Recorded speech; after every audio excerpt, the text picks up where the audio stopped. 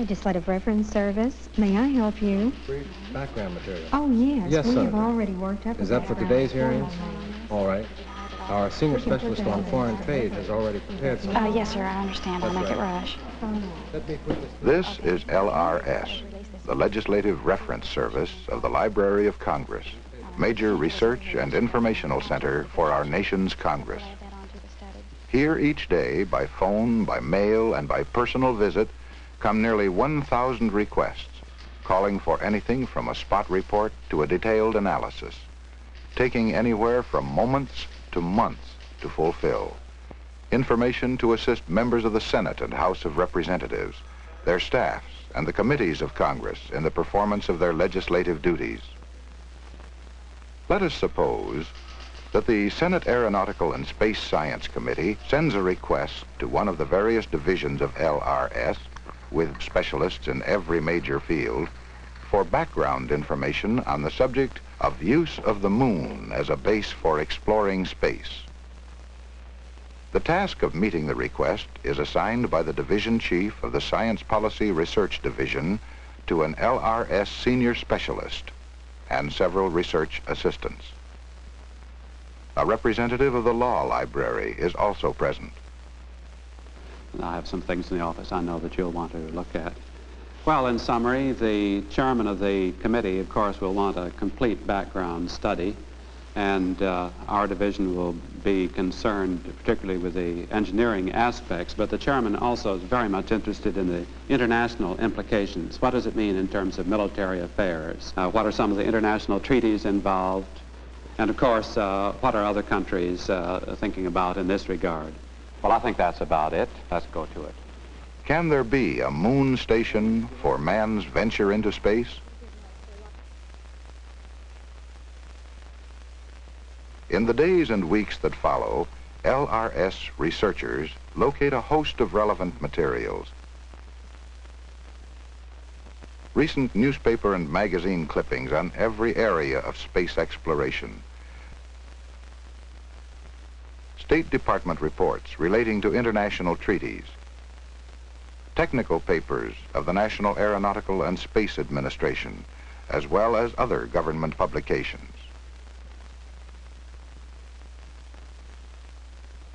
The vast law library provides other answers. Precedents for international law of territories, the effect of existing treaties that may relate to the law of space, theories about space law. The resources of every division of the law library are tapped. Each division chief is consulted for leads to pertinent materials that may have even a slight bearing on the subject. The vast resources of the Russian collection, largest outside the Soviet Union, are combed to determine that country's position on space law. What about Communist China's viewpoint? Well, here is a space law article written by a Chinese law professor. I'll prepare a report for you using Communist Chinese legal sources. Here is a law journal we have just received.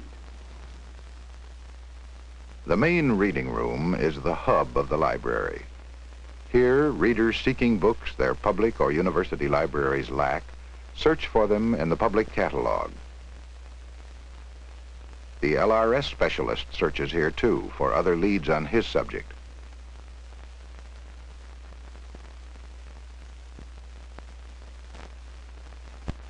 Digging through thousands of reports in the library's science and technology collection, the contents of each reduced to microscopic size, in most cases the entire report contained on a single card, the LRS specialist is able to review the current thinking of the world's scientific community.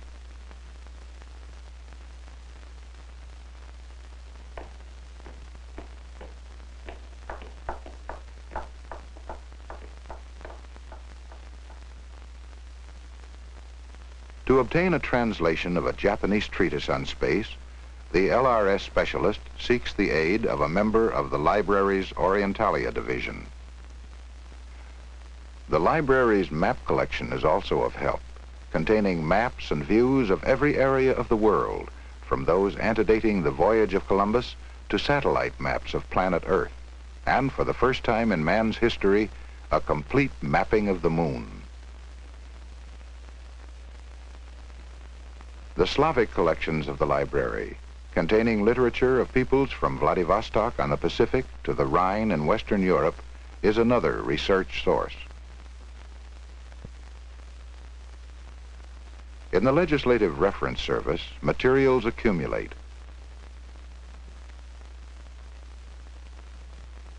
Finally, a host of materials for digest and collation before preparing a study on use of the moon as a base for exploring space. A study that will involve Library of Congress specialists in many fields. In military and international affairs, in foreign languages, experts on space law, on political science, on every area of space science, and in the production of the report, the skills of a graphic artist. At last, after 2 months of concentrated work, the end product, one of more than 130,000 requests filled each year to assist members of Congress in the discharge of their legislative duties. The services of the Library of Congress are also extended to the scholar.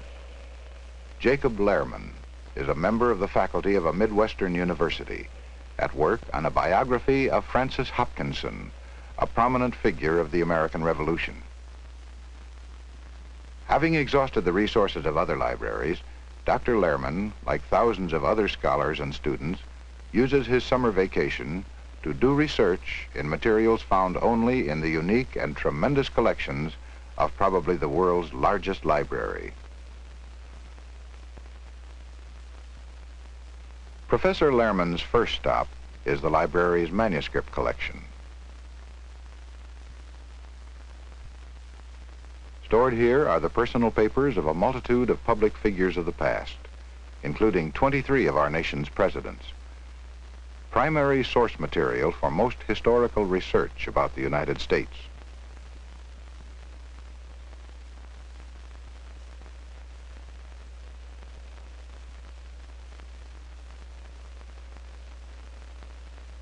Here Dr. Lehrman comes upon a genuine find, a letter from Thomas Jefferson, written in Paris to Francis Hopkinson.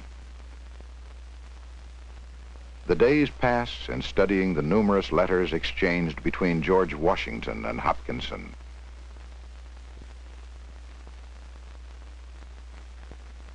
Also reviewing microfilm of manuscripts in European archives. And gradually, the subject of Lehrman's biography comes alive. Francis Hopkinson, native of New Jersey, member of the Continental Congress, signer of the Declaration of Independence, merchant, scientist, musician, poet, satirist, jurist, a man of an amazing diversity of talents. In the library's rare book collection, Dr. Lehrman will uncover other fragments to add to the mosaic of Hopkinson's life. Here, in Thomas Jefferson's private library, acquired by Congress in 1815, is found a satire sometimes called the first novel by an American, Peter Grievous, pseudonym for Francis Hopkinson.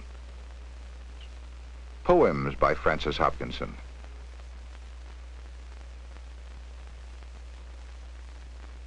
And in his miscellaneous essays, evidence of his talent as an inventor, of his lively and humorous turn of mind, as seen in his essay advocating that the path of printed type should follow the sense of the author's ideas.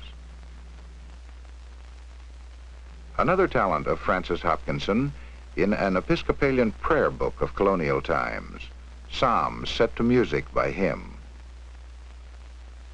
In the library's music collection, among the world's greatest, are found the works of Francis Hopkinson, said to be America's first composer.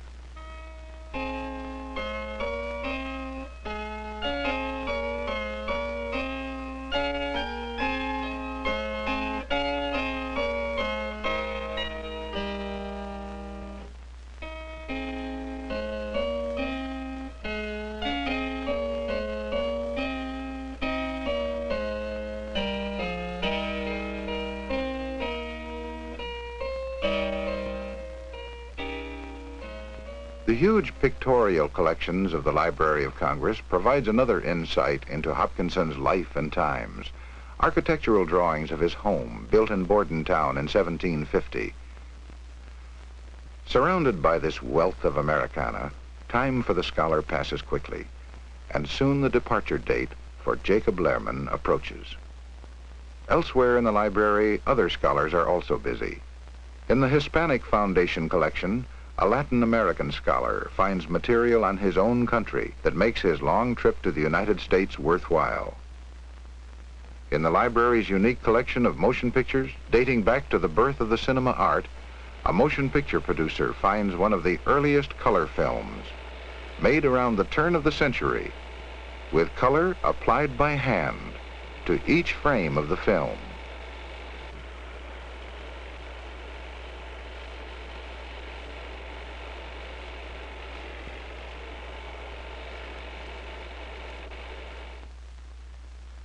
Using the library's vast newspaper and periodical collection dating back to the early 1700s, a journalist is completing a study of coverage given by newspapers of the Union and Confederacy to the Civil War. Scholars working both in the library and afar are able to take advantage of numerous publications issued by the library, including bibliographies, technical literature, a quarterly journal. There is still another service rendered to the scholar by the library, providing photocopies of materials in the library's many collections, subject to copyright or other restrictions.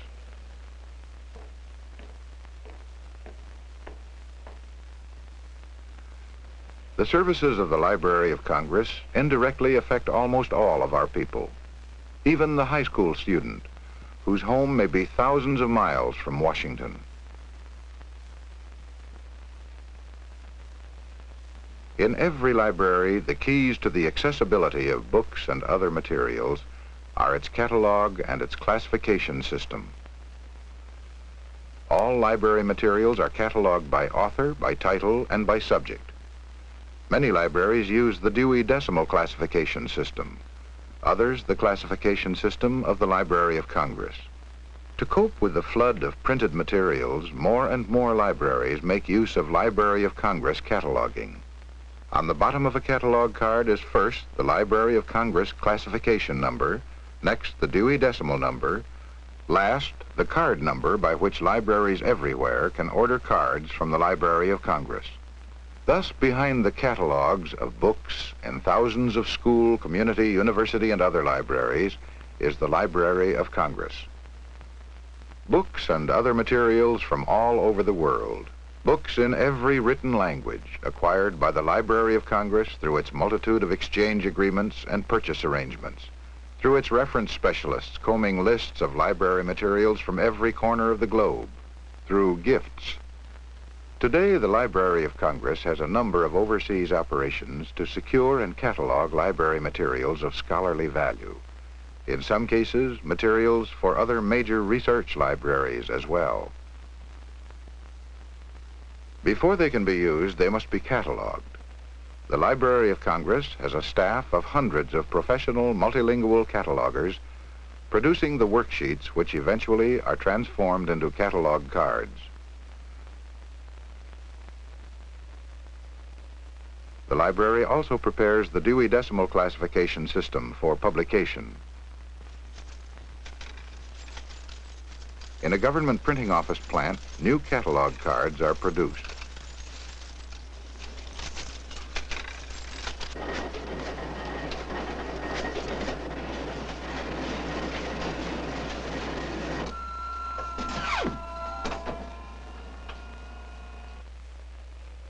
Millions of catalog cards for some 25,000 subscribers to the Library of Congress card service. Millions of orders for cards, sorted and arranged by computer systems to speed this mammoth job and get cards out to libraries faster.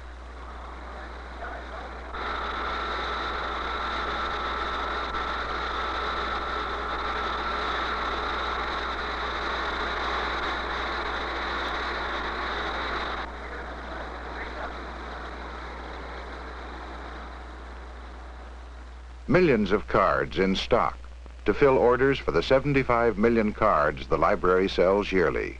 Its receipts going into the United States Treasury. Catalog cards on their way to libraries all over our nation. A multi-million-dollar service undergoing full mechanization. For a new day is dawning in library science. As benefits of computerized handling of library data are made available to libraries throughout the country, with cataloging data flowing from the Library of Congress to thousands of other libraries. To be used for bibliographies, catalog cards, book catalogs, book pockets, book cards, book labels. At home, Jacob Lehrman has received the galley proofs for his completed biography, soon to be published. Now Dr. Lehrman will use still another service of the Library of Congress as he applies for copyright protection of his work. Each day, the mail brings to the Copyright Office in the library over 1,000 applications for copyright registration, along with copies of each work, with much of this material becoming part of the library's own collections. In this copyright catalog are some 25 million cards, a history of America's creative accomplishments since 1870. Of the millions of people who visit our nation's capital each year, many come to the Library of Congress, drawn by their knowledge that it is the repository of our national heritage. The original drafts of some of our nation's most cherished documents, carefully preserved, are stored and displayed here.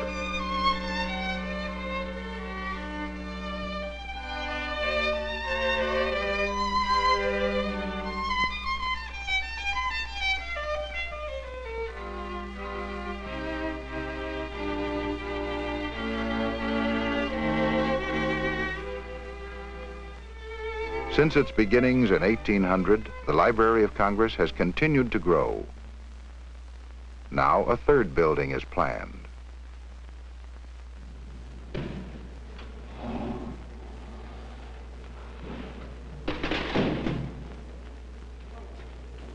Though its books are loaned only to members of Congress, to government agencies, and to other libraries, its research facilities are open to all adults seeking materials they cannot find elsewhere. The library, in many ways, exerts a major force in promoting our nation's cultural and intellectual life. In a way, I doubted if I should ever come back. I shall be telling this with a sigh somewhere ages and ages hence. Two roads diverged in a wood, and I took the one less traveled by, and that has made all the difference.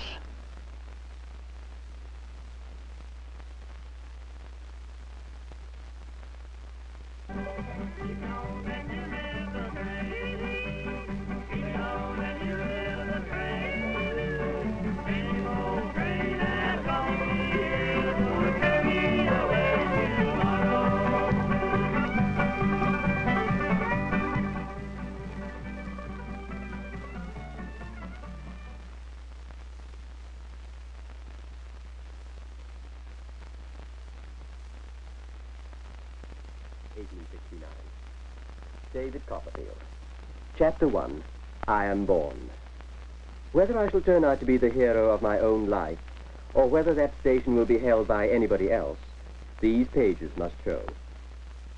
To begin my life with the beginning of my life, I record that I was born, as I've been informed and believed, on a Friday.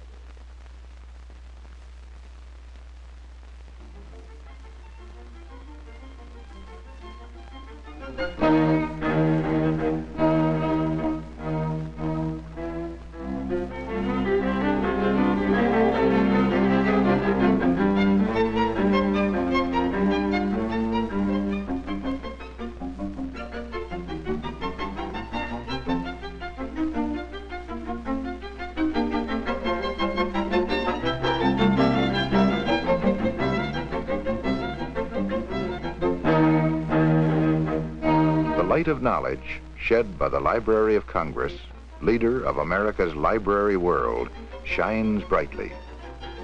Created by the Founding Fathers as a legislative library, today the Library of Congress serves all of our people, not only by assisting our Congress, but by serving also as the National Library of the United States.